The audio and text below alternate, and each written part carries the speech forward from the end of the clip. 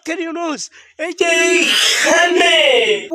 ওই যে দেখা যাচ্ছে আজকের খবর, আজকে আমরা দেখতে পাচ্ছি, এই যে খুলে দেখতে পাচ্ছি ভারত আর ভারত থাকছে না, ভারত থাকছে না, ভারত থাকছে না, মিন মিন করে ভারত ঘুরবে।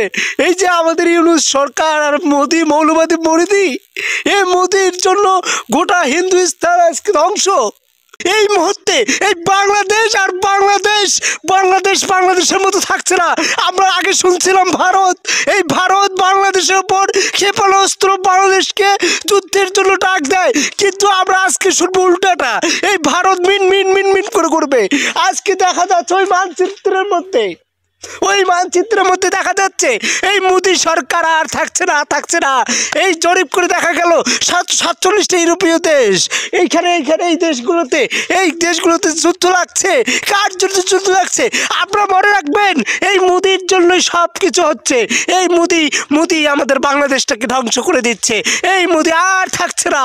বাংলাদেশ এখন উড়োজাহাজের মতো এগিয়ে যাবে। এই যে দেখো ডক্টর ইউনূস, এই যে আমাদের